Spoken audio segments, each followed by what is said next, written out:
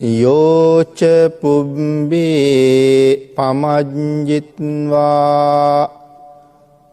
පච්ඡාසෝ නප්ප මජ්ජති සෝ ඉමං ලෝකං පභාසේති අබ්භා මුත්තෝව චන්දිමාති.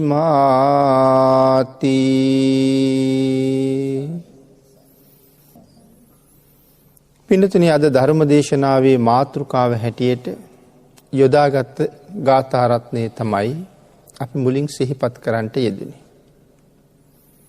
යෝච පුබ්බේ පමජ්ජිත්වා පච්ඡාසෝ නප්ප මජ්ජති සෝ ඉමං ලෝකං පභාසේති අබ්බා මුත්තෝව චන්දිමාති.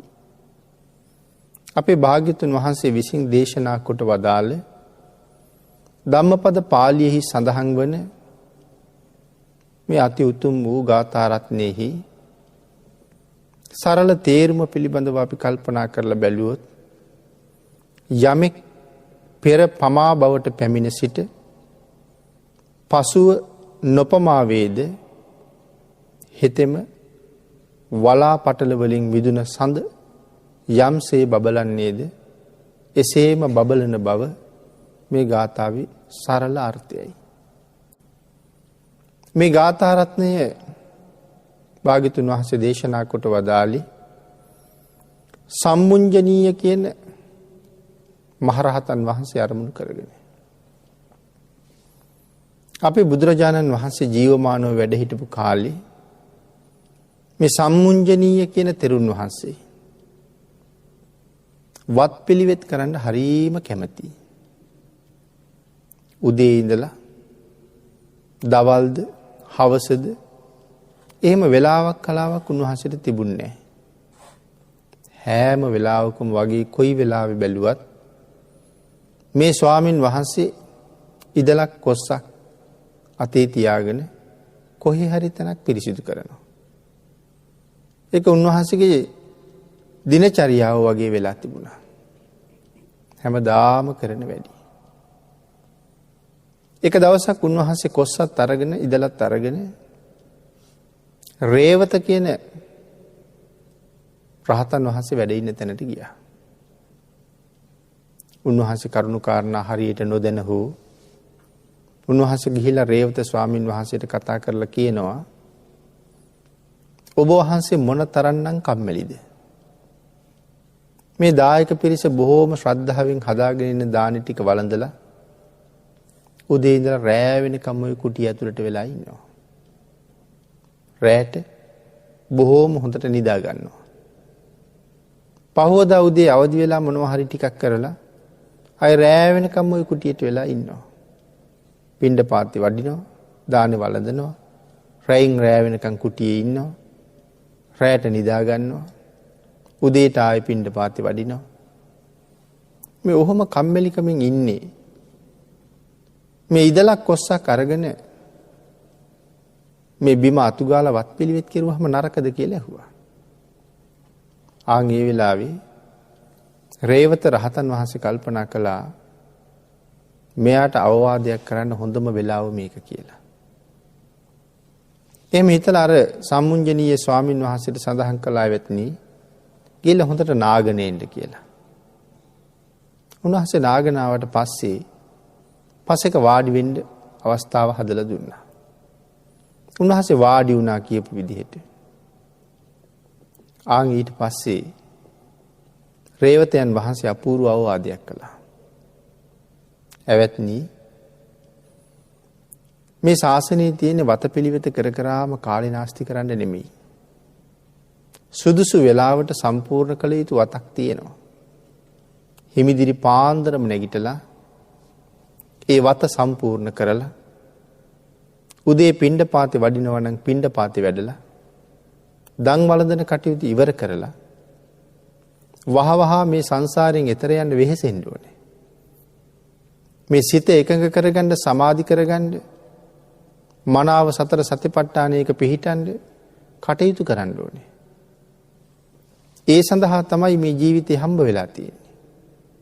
ඒ සඳහා තමයි මේ මහානකම සංසාරයෙන් එතර යන පාර පාද ගන්න. සසර මග කෙටි කරගන්න. උදේද දවල්ද රෑද කියලා හොයන්නේ නැතුව මේ මලුපෙත් මම්ම හැමදෑමද හිටියා කියලා සංසාරයෙන් එතර වෙන්න පුළුවන් කමක් නැහැ. මහානකම කියන්නේ ඒකට විතරක් නෙමෙයි කියලා කරුණු පැහැදිලි කළා.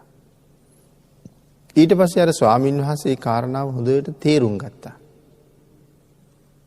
රේවතයන් වහන්සේගේ අනුශාසනාවත් එක්ක උන්වහන්සේ වෙනස් වුණා. දවසේ පොඩි වෙලාවක් වත් පිළියෙත් වලට වෙන් කරලා වැඩි කාලයක් උන්වහන්සේ බණ භාවනාවට යොමු කළා. වැඩි කල් ගත වුණේ නැහැ. නොබෝ දවසකින් නොබෝ කාලෙකින් උන්වහන්සේ සව් කෙලෙස් නැසලා රහත් වුණා. දැන් අර වාගේ උන්වහන්සේ වතට පිළිවෙත වෙතට ඇලිලා නැහැ හැම වෙලාවෙම. නමුත් උන්වහන්සේ නිතරම වත් පිළිවෙත් කරන්නේ නැති නිසා ආරාම භූමිය බොහෝසේ කොළරොඩු වැටිලා අපවිත්‍ර වෙලා.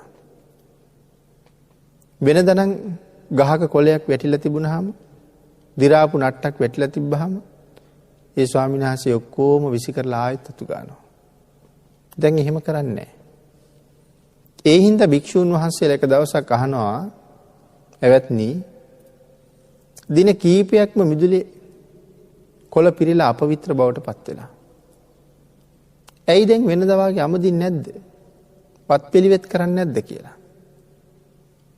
අන් ඊට පස්සේ උන්වහන්සේ සඳහන් කළා පෙරණන් එහෙම කළා. නමුත් දැන් මට එහෙම කර කර ගත කරන්න කාලයක් නැහැ. වැඩි කාලයක් මම මේ ධ්‍යාන සමාධීන්ට සමවදින්න මම ගත කරලායි බය කරලායි තියෙන්නේ. අර ස්වාමින් වහන්සේලා කල්පනා කළා මේ ස්වාමින් වහන්සේ රහත් බවක් ලබා ගත්තේ නැතුව තමන් රහතන් වහන්සේ නමක් කියලා කියන්නේ උත්සාහ දරනවා. රහත් වෙලා නැහැ. නමුත් එහෙම කියන්න උත්සාහයක යෙදෙනවා. ඒක මේ බුද්ධ ශාසනයේ බරපතල වරදක්. නැති ಗುಣ කියාපෑම. භික්ෂූන් වහන්සේලාට නම් ඒක පරාජිකාවක්. උපසම්පදා භික්ෂූන් වහන්සේලාට විශේෂ ශික්ෂාපද 4ක් භාග්‍යතුන් වහන්සේ පනවලා තියෙනවා. ඒ ශික්ෂාපද වලට කියන්නේ පරාජිකා කියලා. යම් කෙනෙක් පරාජිකාපත්‍යයකටපත් වුණොත් නැවත ඒ ශාසනීය උපසම්පදාව ලබන්න බෑ. පරාජිකාපත්‍යයකටපත් වුණා කියලා කියන්නේ මහානකමෙන් පෙරදුනා කියන එකයි. එහෙම විශේෂ ශික්ෂාපද 4ක් භාග්‍යතුන් වහන්සේ පෙන්නනවා. එතකොට මේ නැති ಗುಣ කියන එක හතරවෙනි පරාජිකාව උතුරු මිනිස් ගුණ උත්තරී මනුස්ස ධම්ම කියන පරාජිකාව. තමන් සෝවාන් වෙලා නැතුව මම සෝවාන් කෙනෙක් කියලා කියනවා. තමන් රහත් වෙලා නැතුව මම රහතන් වහන්සේ නමක් කියලා කියනවා. නැති ගුණයක් කියනවා. ඒක කටින් නොකිය අඟවන්න කටයුතු කළත් ඒ කාරණාවටම භාජනය වෙනවා. තව කෙනෙක් ලව්ව කියෙව්වොත් ඒ කාරණාවටම භාජනය වෙනවා. මොකද තමන් ගාව ඒ ක්ලේශ සිත තියෙනවා. දැන් මේ භික්ෂුන් වහන්සේලා කල්පනා කළා දැන් සම්මුංජනීය මේ ස්වාමින් වහන්සේ රහත් වෙලා නැතුව තමන් රහත් යයි කියන්නයි උත්සාහ කරන්නේ. ඒ කාරණාව බුදුරජාණන් වහන්සේ ළඟට ගිහිල්ලා සඳහන් කළා. මේ ශාසනයේ රහතන් වහන්සේලා පින්නතුනි කවදාවත් මම රහත් වෙලා කියලා කීවේ නැහැ. ඊටාම සුවිශේෂී අවස්ථාවක නොකියම බැරි වුණොත් කියනවා. එහෙම නැත්නම් තමන්ගේ ගුරුවරුන්ට හැර ඒ බව කියන්නේ නැහැ කාටවත්. එහෙම කියන්න ඕනකමකුත් නැහැ. නමුත් සමහරලාට ලෝකේ ව්‍යාජ රහතන් වහන්සේලා අපි දකිනවා. කවුරු හරි ඇහුවොත් මාර්ගඵල ලැබලද? මම මාර්ගඵලලාභියෙක් කියලා කියනවා. නමුත් හැබැයි උත්තමයන් වහන්සේලා එහෙම කවදාවත් කීවේ නැහැ. රහතන් වහන්සේ නමක් ළඟ උතුම් ප්‍රාර්ථනා දෙකක් තියෙනවා කියලා මේ ශාසනය සඳහන් කරනවා. සව් කෙලෙස් නසාපු උත්තමයෝ ගාව ප්‍රාර්ථනා තියෙන්න පුළුවන්ද? නමුත් රහතන් වහන්සේගේ ප්‍රාර්ථනා දෙකක් ගැන ධර්මයේ පැහැදිලි කරලා තියෙනවා. මොනවද එහෙනම් මේ කෙලෙස් නැති උත්තමයන් වහන්සේ ගාව තියෙන ප්‍රාර්ථනා? එකක් තමයි මම රහත් වුණා කියලා මේ ලෝකේ ඉන්න කිසි කෙනෙක් දැනගන්න එපා. බලන්න මොන තරම් අපූර්වද කියලා. මම රහත් වෙච්ච බව මේ ලෝකේ ඉන්න කිසි කෙනෙක් දැනගන්න එපා. ඒක තමයි පළවෙනි ප්‍රාර්ථනාව. දෙවෙනි එක තමයි මම ලැබූ උතුම් අරහත්වය මේ ලෝකේ ඉන්න අනික හැම දෙනාටම ලැබේවා. මේ තමයි රහතන් වහන්සේ ගාව තියෙන ප්‍රාර්ථනා දෙක. උන්වහන්සේ අර භික්ෂූන් වහන්සේලාට කියන්න ගියේ නෑ මම දැන් රහතන් වහන්සේ නමක්. මට දැන් වත් පිළිවෙතේම ඇලෙන එකේ සීමාවක් අවශ්‍යතාවයක් නෑ. ඉඩකඩක් ලැබුණහම සුදුසු වෙලාවට වතක් කරන එක සාමාන්‍ය ස්වභාවය. එහෙම කියපු නැති නිසා භික්ෂූන් වහන්සේලා ආරහිම කල්පනා කරලා බුදුරජාණන් වහන්සේට ගිහිල්ලා සඳහන් කළා. ස්වාමීනි සම්මුංජියයන් වහන්සේ රහත් නොවි රහත් බව අඟවනවා කියලා. ආන් ඒ වෙලාවේ තමයි අපේ භාග්‍යතුන් වහන්සේ මෙන්න මේ ගාථා රත්නය දේශනා කළේ.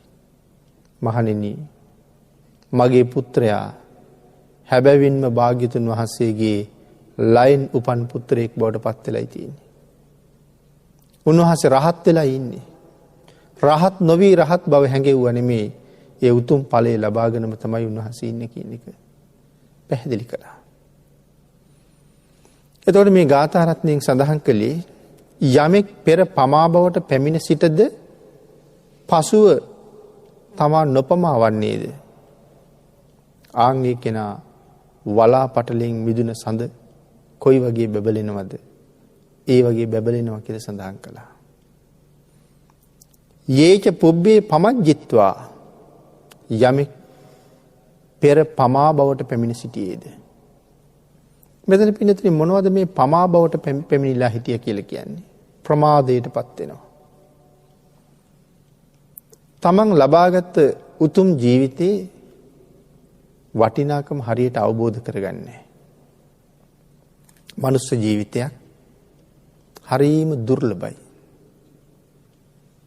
මේ ලෝකේ දුර්ලභම කාරණා ගැන සඳහන් කරනකොට මනුස්ස ජීවිතයත් එයින් එකක්. මේ ලෝකේ මිනිස්සු ඉන්නේ බොහෝම ටික දෙනයි. හරි අඩුයි මිනිස්සු. ඒකෙන්ම පේනවා දුර්ලභ බව. මේ ගොඩබිම කොයි තරම්නම් සත්තු ජීවත් වෙනවද? මිනිස්සුත් ඇතුළුව කොයි තරම් සත්ත්ව ප්‍රමාණයක් ගොඩබිම ජීවත් වෙනවද? කූඹියාගේ මදුරුවාගේ කෝඳුරුවාගේ වගේ ඉඳලා ඇහැට පේන සත්තු. ආන්ගේ සත්තු ප්‍රමාණයට වඩා වැඩියෙන් සාගරයේ සත්තු ඉන්නවා කියලා සඳහන් කරනවා. ගොඩබිම ඉන්න සියලුම සත්වයන්ට වඩා සාගරයේ ඉන්න සත්තු වැඩි. ගොඩබිම ඉන්න සත්තු අතරින් මිනිස්සුන්ට වඩා තිරිසන් සත්තු වැඩි. ඒක අපි හොඳටම දන්නවා.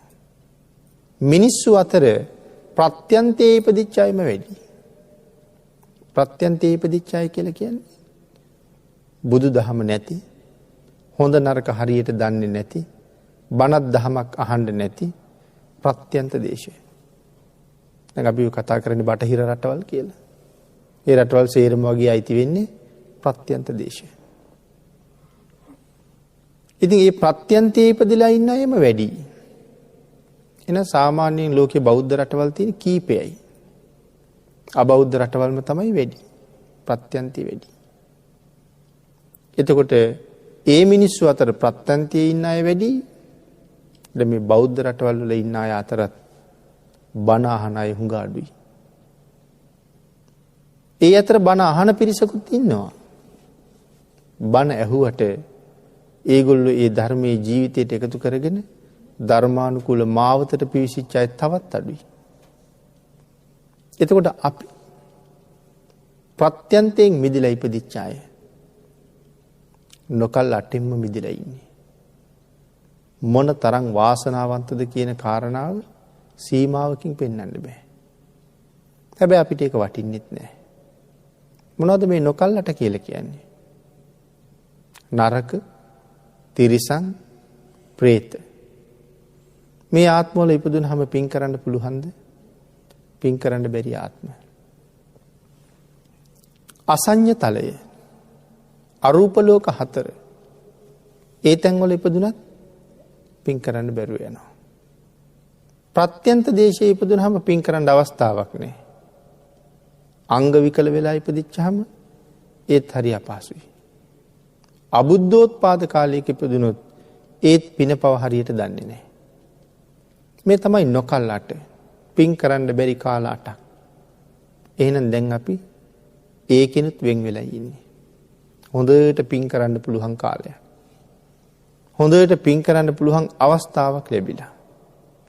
බුද්ධෝත්පාදයක අංග විකල වෙන්නේ නැතුව ශ්‍රේෂ්ඨ මනුෂ්‍ය ජීවිතයක් ලැබිලා තියෙනවා. එහෙනම් තව මොනවටද කුසල් කරන්න ප්‍රමාද වෙන්නේ?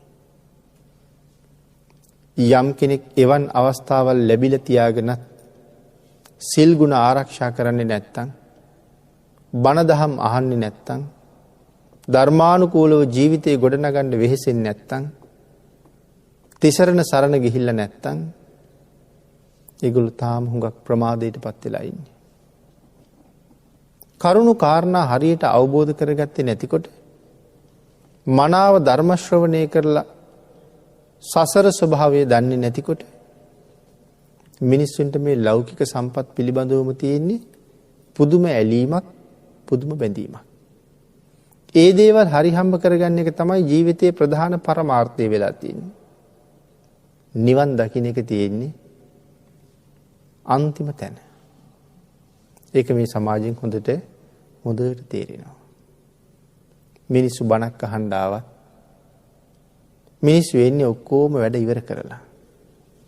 අනික සේරම වැඩ ඉවර කරලා වෙලාවක් තිබ්බොත් බණ අහන්න යනවා.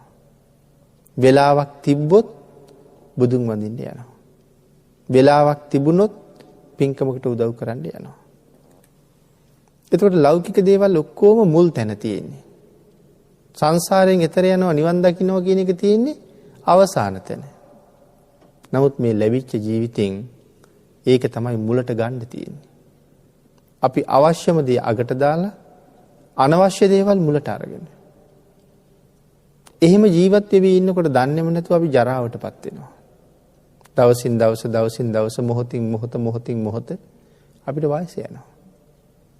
වයස ගිහිල්ලා අපි ජරාව ළඟට ව්‍යාධියටපත් වෙනවා. දැන් ලෙඩ වෙලා. දැන් ආයෙ පින්කම් කරන්න කාලයක් තියෙනවද? දැන් කොන්දේ අමාරුවට බේත් කරන්න ඕනේ. දනිස් අමාරුවට බේත් කරන්න ඕනේ. පිළිකාවට බේත් කරන්න ඕනේ. වකුගඩු රෝග වලට බේත් කරන්න ඕනේ.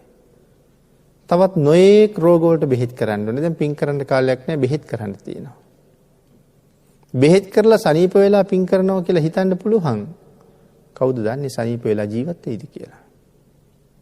අන්තිමට දන්නේම නැතුව පමා වෙවි ඉඳලා මැරිලා ගිහිල්ලා. කොහෙද උපදින්න වෙන්නේ? සතර අපායේ කොහේ හරි තැනක උපදින්න සිද්ධ වෙනවා. එහෙනම් මේ වගේ මේ නොයේ කටයුතු කර පවා වෙවි අපි ඉන්නවා. මෙතන සඳහන් කරන හැටියට වත් පිළිවෙත් කිරීම නිසා හෝ බණ දහම් ඉගෙන ගැනීම නිසා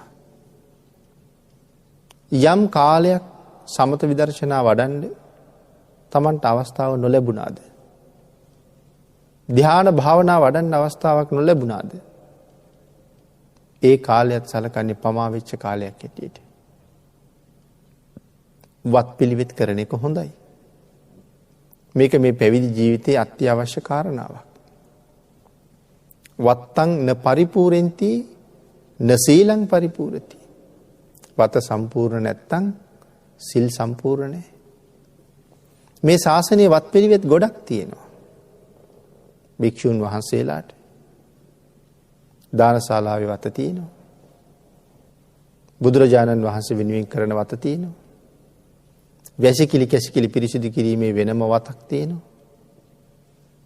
තමන් ජීවත් වෙන ආරාමයේ අවට පිරිසිදු කිරීම, බෝමලු චෛත්‍යමලු පිරිසිදු කිරීම වෙනම වතක් තියෙනවා. වත් පිළිවෙත් ගොඩක් තියෙනවා ශාසනයේ. ඒවා අවශ්‍ය නිසා භාග්‍යතුන් වහන්සේ දේශනා කරලා තියෙනවා. නමුත් මේ සම්මුඤ්ජනීය තෙරුන් වහන්සේ වගේ උදේ ඉඳලා රෑ වෙනකම්ම වතට විතරක් කාලේ නාස්ති කරනවා නම් අනික් කටයුතු ඔක්කොම අතහැරිලා යනවා. එහෙනම් ඒ වත් පිළිවෙත් කරන වෙලාවක් තියෙනවා. ඒ වෙලාවට වත ඉවර කරලා වැඩියෙන් බණ භාවනා කටයුතු කරගන්නවා. ධර්මාධ්‍යයනය කටයුතු සිද්ධ කරගන්නවා. දැන් ධර්මයේ ඉගෙන ගන්නවා කියලාම කාලේ නාස්ති කරන්නෙත් නැහැ. ඉගෙනගත්ත ධර්මයේ ජීවිතයට එකතු කරගෙන ඒ ධ්‍යාන භාවනා කටයුතු සම්පූර්ණ කරගන්නවා. නමුත් එහෙම නොකර වත් පිළිවෙත් කරනවා කියලා උදේ ඉඳලා රෑ වෙනකම් ඒ දේවල්ම කර කර විහාරස්ථානයේ කටයුතු කරනවා කියලා නොයේ ගොඩනැගිලි ආදී මේ දේවල් සකස් කිරීම හැදීම් ආදී කටයුතුම කර කර දායකයන්ගේ කරන්න තියෙන ඕනෑපාකම්ම සම්පූර්ණ කර කර ගත කරන කාලය පමා වුණ කාලයයි. අනුන්ට යමක් කෙරිලා තියෙනවා. නමුත් Tamanට යමක් කෙරිලා නැහැ. ඒක යම් කෙනෙක් යම් දවසක අවබෝධ කරගත්තා නම් තේරුම් අරගත්තා නම් ඒ පුජ්‍යලයා ඊළඟට තමන්ගේ ජීවිතය වෙනුවෙන් තමන් මොනවද කළ යුත්තේ? තමන් තමන්ට කොහොම අනුකම්පා කරගත යුතුද? තමන් තමන්ට කොයි ආකාරයෙන් සලකා ගත යුතුද? ලැබිච්ච අවස්ථාවෙන් කොහොමද ප්‍රයෝජන ගන්නෙ? ආන් ඒක හිතලා යම් කෙනෙක් වැඩියෙන් දැන් කාලය යොමු කරලා තියෙන්නේ බණ භාවනා කටයුතු වලට. ධර්මයේ ඉගෙන ගන්නවා, ප්‍රගුණ කරගන්නවා, බණ භාවනා කටයුතු කරගන්නවා, සංසාරයෙන් එතර යන්න වීරිය වඩනවා. ආන් එතෙන්ට ආවට පස්සේ දැන් යා නොපමා පුජ්‍යලෙක්. අප්‍රමාදී පුජ්‍යලෙක්. මේ ශාසනය තුළ කරගන්න තියෙනවා නම් අති විශාලතම වූ පින්කමක්. මොකද්ද ශාසනයේ තියෙන ලොකුම පින්කම? ඒක තමයි අප්‍රමාදී බව. අප්‍රමාදී කියලා කියම හැම පැත්තටම අප්‍රමාදී. ප්‍රමාදීව ඉඳගෙන මොකවත් කරන්න බෑ. එහෙනම් යමෙක් අප්‍රමාදී වුණා කියලා කියන්නේ හැම කුසල කර්මයක්ම සම්පූර්ණ කරනවා. දෙපා සතුන් අතර උසස්ම කෙනා තමයි ලෞතර බුදුරජාණන් වහන්සේ. කුසල ධර්මයන් අතර උසස්ම පින්කම තමයි අප්‍රමාදී බව. ආන් එහෙම අප්‍රමාදීව කටයුතු කරන්න හැම වෙලාවෙම බුදුරජාණන් වහන්සේ අපිට අනුශාසනා කළා. අප්‍රමාදය අමෘත පදයයි. අප්පමාදෝ අමත පදං. අප්‍රමාදී පුජ්‍යලයාම ශ්‍රේෂ්ඨයි. පමාදෝ මච්චුනෝ පදං. පමා වෙච්ච පුජ්‍යලයා ජීවත් වුණත් මැරිච්ච කෙනෙක් වගේ. අප්පමත්තානමී යන්ති යේ පමත්තා යතාමතා. එමනම් මෙතන යෝච පුබ්බේ පමජ්ජිත්වා පච්චාසෝ නප්පමජ්ජති. පෙර පමා වෙලා හිටපු කෙනෙක් පසුව නොපමාවන්නේද? ඔහු හරියට වලාකුලින් මිදුන සඳ වාගේ. වලාකුලට වැහුණ සඳ වලාකුලින් මිදුනහම අපිට පේන්නේ පෙරට වඩා දැන් හරි දීප්තිමත් කියලා. චන්ද්‍රයාට උපද්‍රව කීයක් තියෙනවද? චන්ද්‍රයාට උපද්‍රව 4ක් තියෙනවා.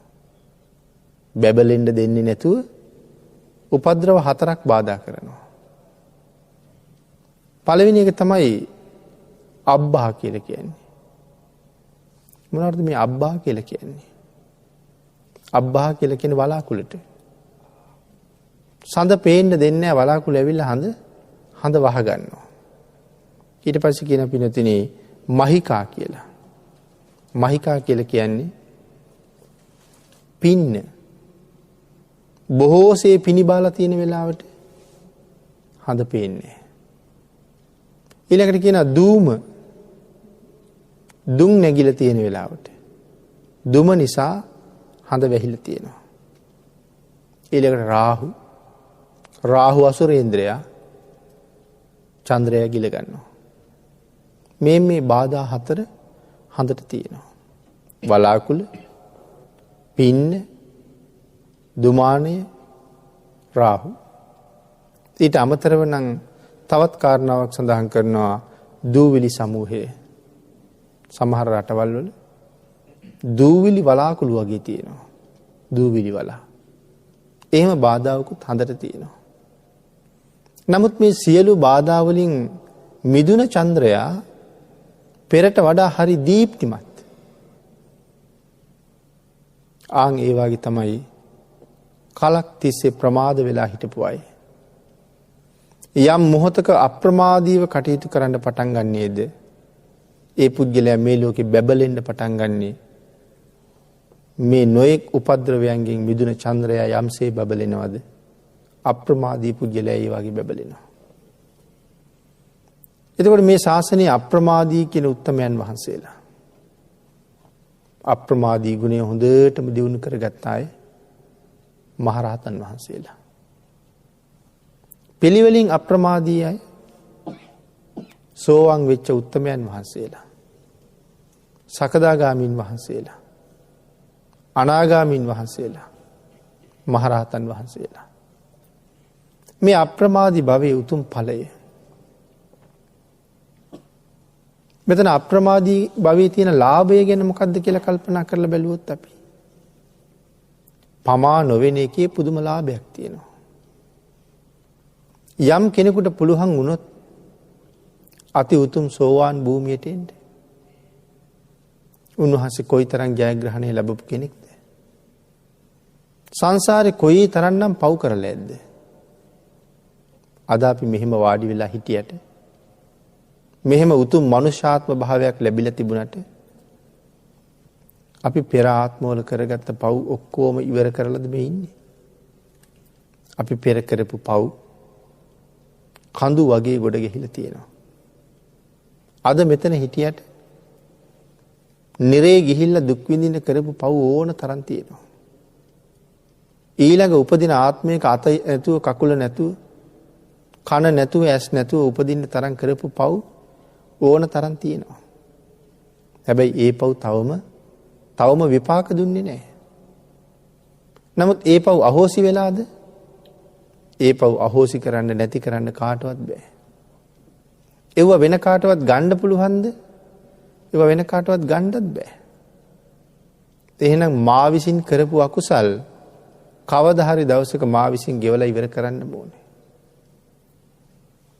මම මහගත්ත ඇඳුම මම මඳින්න ඕනේ.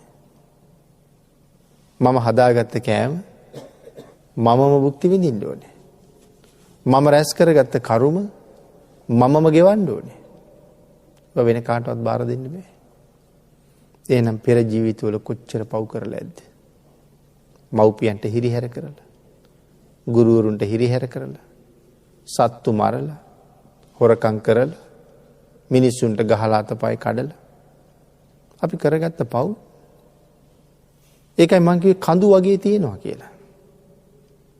වෙන මොකක්ද කුසල කර්මයක් හේතු වෙච්ච නිසා අද මේ මනුස්ස ජීවිතය හම්බ වෙලා තියෙන්නේ.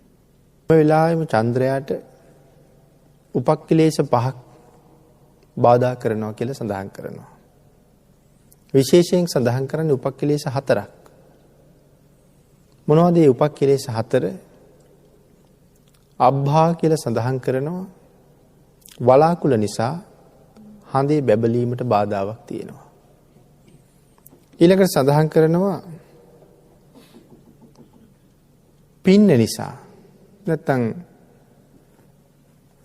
මේ පිනි නිසා හඳේ බැබලීමට බාධාවක් තියෙනවා. විශේෂයෙන් මීදුමෙන් හඳේ බැබලීමට බාධාවක් කරනවා. ධූම රාජ කියලා කියනවා. දුම නිසා හඳේ බැබලීමට බාධා කරනවා. ඊට අමතරව විශේෂයෙන් රාහුගේ බලපෑම හඳට තියෙන නිසා හඳේ බැබලීමට බාධා කරනවා. මේ කාරණා 4 හඳට තියෙන උපක්ඛිලේශ 4ක් හැටියට පැහැදිලි කරනවා. ඊට අමතරව දූවිල්ල හඳේ බැබලීමට බාධා කරන නිසා පස්වෙනි උපක්ඛිලේශයක් හැටියට දූවිල්ලත් සඳහන් කරනවා. නමුත් යම් වෙලාවක මේ උපක්ඛිලේශ වලින් මිදුනහම හඳ ඊටාම දීප්තිමත්. හැමෝම හඳ දකින්න කැමති. හැමෝටම හඳෙන් ලැබෙන ආලෝකයෙන් ලොකු ප්‍රයෝජනයක්. රාත්‍රී කාලේ. එහෙමනම් අපි පමා භවෙන් මිදුනහම අපි අපිට යහපතක් කරගත්ත අය වෙනවා. අපි ලෝකයට යහපතක් කළා වෙනවා. එදාට අපි මීට වඩා බැබලෙන්න පටන් ගන්නවා. කෙලෙස් බැඳීම් වලින් තොර වෙලා නොඑක් උපද්‍රව වලින් ඈත් වෙලා කරදර කම්කටොළු වලින් මිදලා බොහොම නිදහස් ජීවිතයක් එදාට අපිට තියෙනවා. ආන් එහෙම ජීවිතයක් හදා ගන්නවා කියලා කියන්නේ මේ මාර්ගඵල ස්පර්ශ කළා කියන එකයි. මගඵල ලබා ගත්තා කියන එකයි.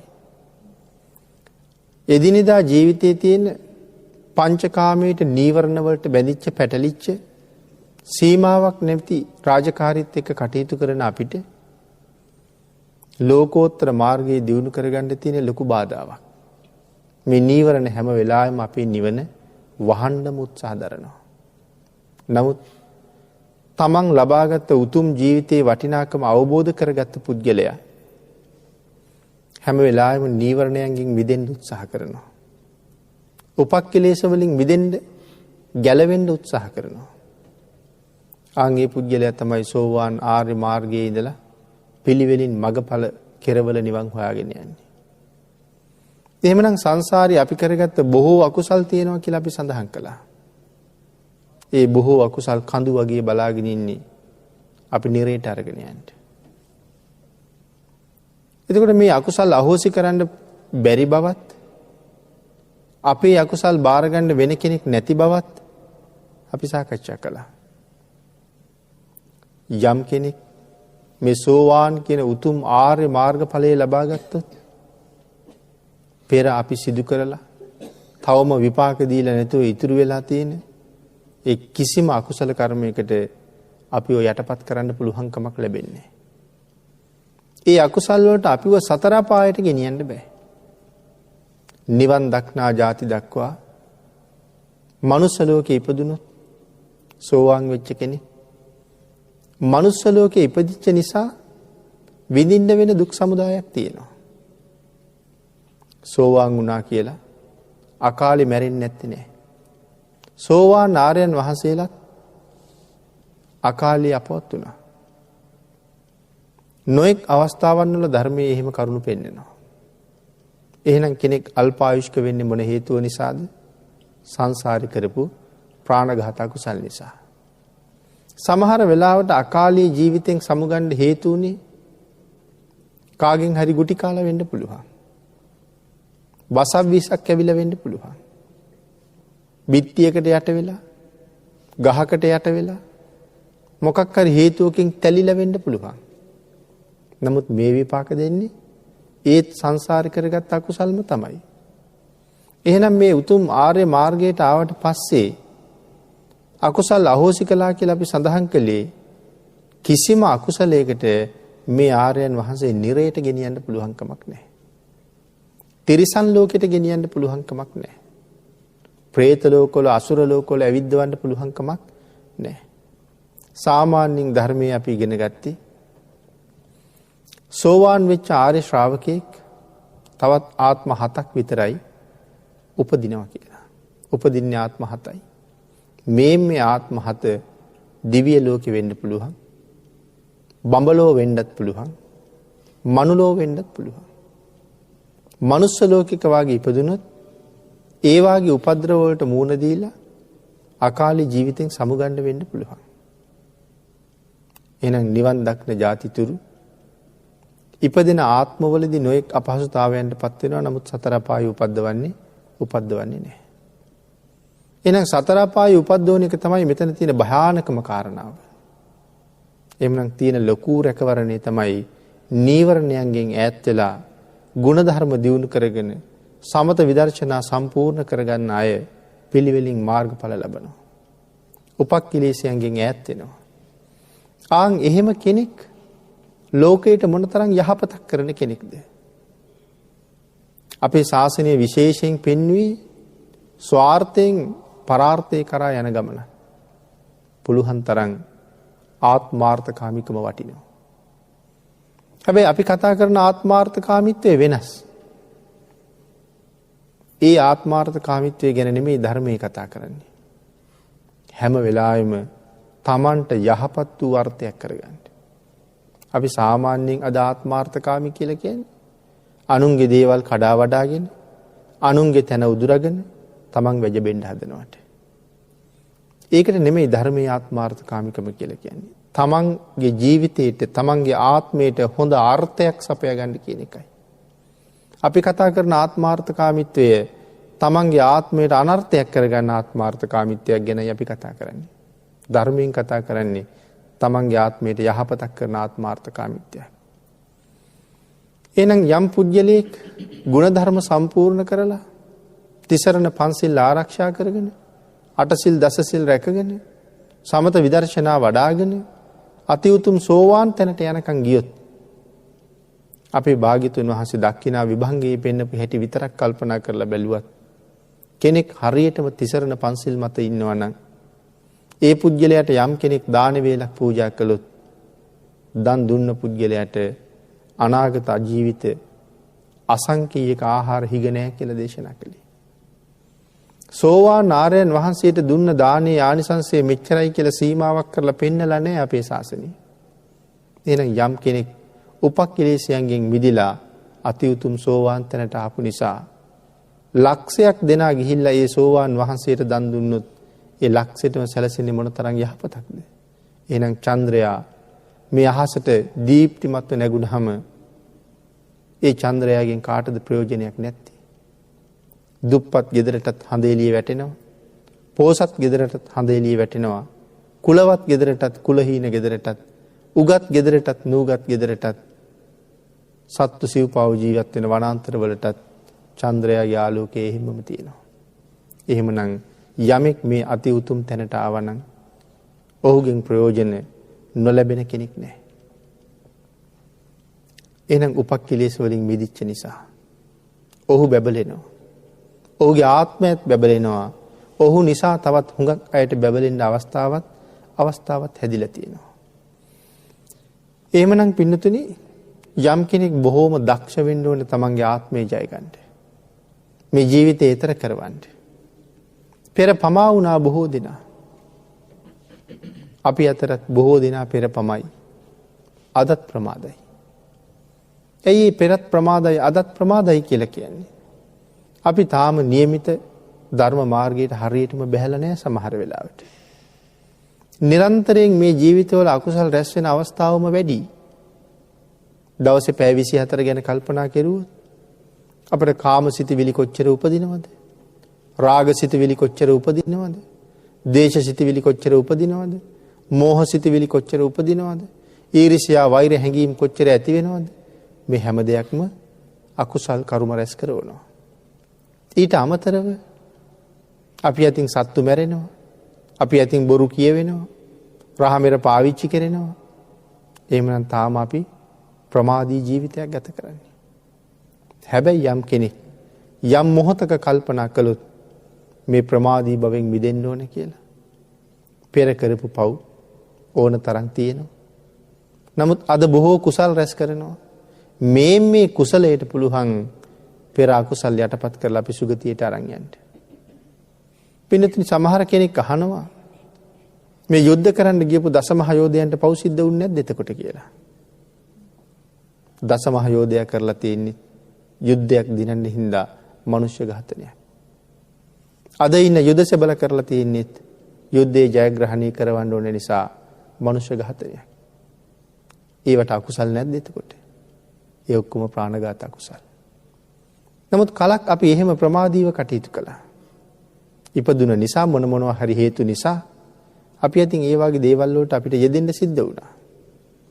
නමුත් අද එතනින් විශ්‍රාම ආරන්න, අද එතනින් සමු අරගෙන නම්, අද ඒ ජීවිතෙන් අයින් වෙලා නම් ඒ ප්‍රමාදී බව යටපත් කරලා කටයුතු කරන්න මේ බුද්ධ ශාසනයේ ඕන තරම් ඒ ඇයිට ඉඩකඩ තියෙනවා. ඒක තේරුම් අරගන්න ප්‍රඥාව තියෙන්න ඕනේ. ප්‍රඥාව තියෙන කෙනා ඒ සියල්ල දිනනවා.